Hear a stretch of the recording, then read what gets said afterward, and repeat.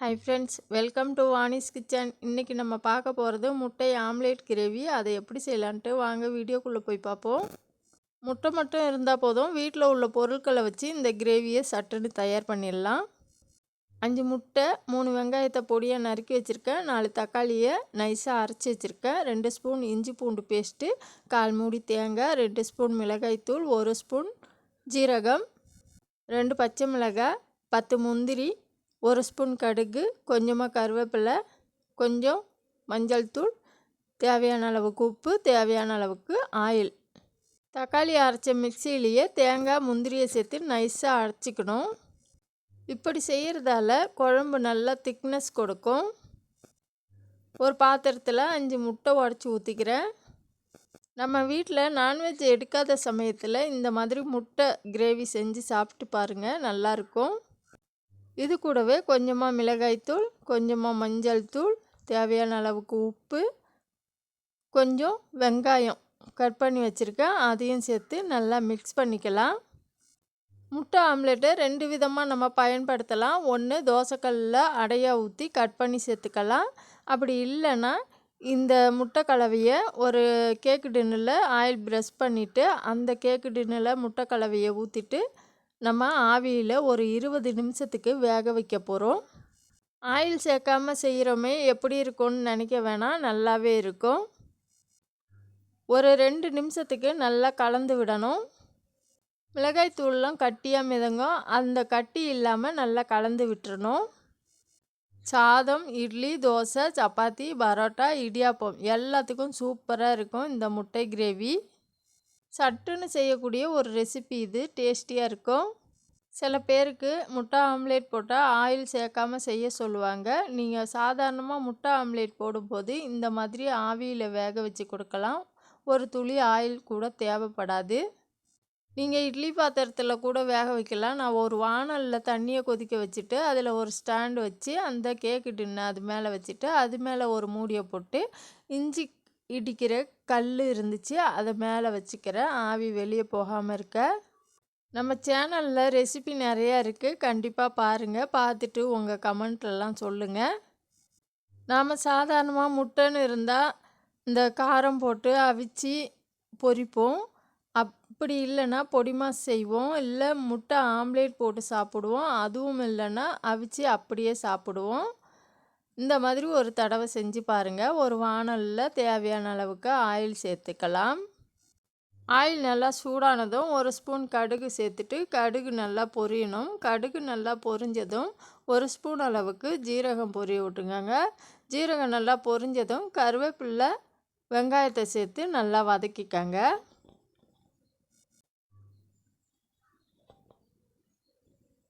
வெங்காயம் நல்லா வதங்கினதும் நம்ம அரைச்சி வச்சுருக்கிற தக்காளி பேஸ்ட்டை சேர்த்து ஒரு 2 நிமிஷத்துக்கு நல்லா கிளறி விட்டுறணும்.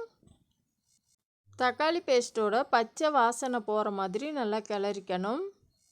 தக்காளியை அப்படியே நறுக்கியும் வதக்கிக்கலாம். நம்ம கொஞ்சம் திக்னஸ்க்காக நம்ம தக்காளியை நல்லா அரைச்சிட்டோம். கொஞ்சமாக மஞ்சள் தூள், இதை நல்லா மிக்ஸ் பண்ணிக்கலாம். மஞ்சள் தூள் வேணாம்னு நினச்சிங்கன்னா ஸ்கிப் பண்ணிவிடுங்க. இப்போது ஓரளவுக்கு தண்ணிலாம் வற்றி நல்லா சுருண்டு வர்ற பக்குவத்துக்கு வந்திருக்கு.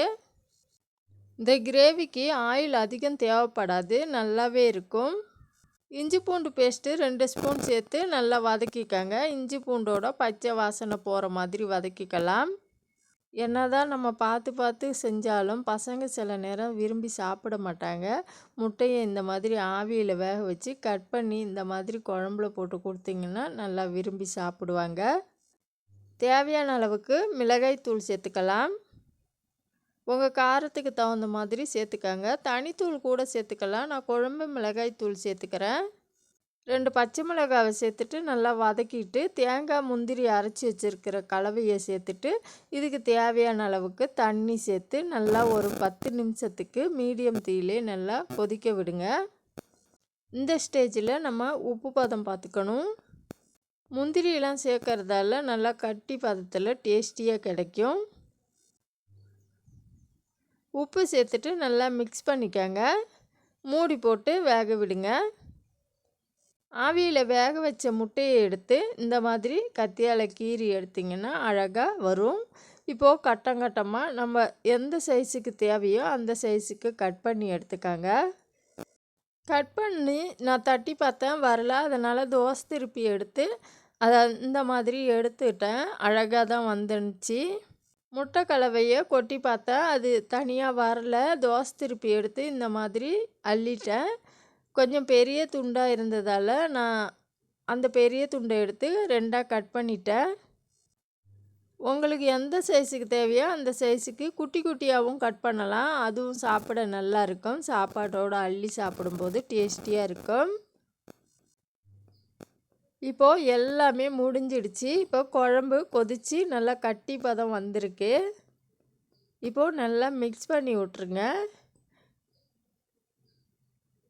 இதில் நம்ம கட் பண்ணி வச்ச முட்டையை சேர்த்து ஆம்லேட் அதை சேர்த்து நல்லா மிக்ஸ் பண்ணிவிட்டு அடுப்பை சிம்மில் வச்சுட்டு ஒரு 10 நிமிஷத்துக்கு சிம்மிலேயே வேக விடுங்க. 10 நிமிஷத்துக்கு பிறகு மல்லித்தழை இருந்தால் தூவி இறக்கிடுங்க. அவ்வளோதான், முட்டை ஆம்லேட் கிரேவி தயாராகிடுச்சு. இந்த மாதிரி நீங்களும் செஞ்சு பார்த்துட்டு எப்படி இருக்குன்ட்டு கமெண்ட்டில் சொல்லுங்கள். நாளைக்கு இன்னொரு வீடியோவில் பார்ப்போம். Thank you, by.